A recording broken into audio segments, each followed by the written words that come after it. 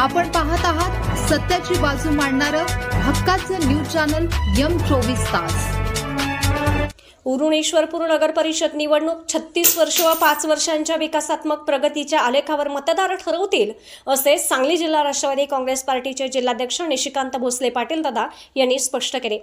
प्रभाग क्रमांक 4, 14 व 15च्या कोपरा सभेत बोलताना त्यांनी विरोधकांवर जोरदार टीका केली। भोसले पाटील म्हणाले की विरोधकांना पराभव दिसू लागल्याने ते सैरभैर झाले असून द्वेष, दबाव तंत्र आणि दहशत निर्माण करण्याचा प्रयत्न करत आहेत।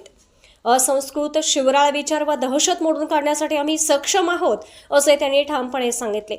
तरी महाविकास आघाडी अभेद्य असल्याचे सांगत जयंत पाटील गटात अनेक ठिकाणी बंडखोरी झाल्याचे नमूद केले।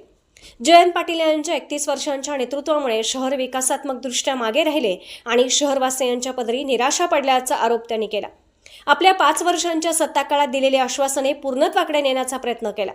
भुयारी गटर योजना, डॉक्टर बाबासाहेब आंबेडकर पुतळा सुशोभीकरण, रस्ते, स्ट्रीट लाईट यासह अनेक कामे त्यांनी केली। सभागृहाच्या कामात पारदर्शकता आणण्यासाठी सभांचे ऑनलाईन चित्रण सुरू केल्याचेही त्यांनी सांगितले। प्रभाग क्रमांक 3 मधील एका उमेदवाराकडून शिवराळ भाषा वापरून दबाव आणि दहशत निर्माण करण्याचा प्रयत्न होत असल्याचा आरोप करत भोसले पाटील यांनी जयंत पाटील कार्यकर्त्याला आवरा असा थेट इशारा दिला। यावेळी माजी नगराध्यक्ष ॲडव्होकेट चिमण डांगे, युवा नेते केदार पाटील, लोकनियुक्त नगराध्यक्ष पदाचे उमेदवार विश्वनाथ डांगे यांच्यासह अनेक मान्यवर उपस्थित होते।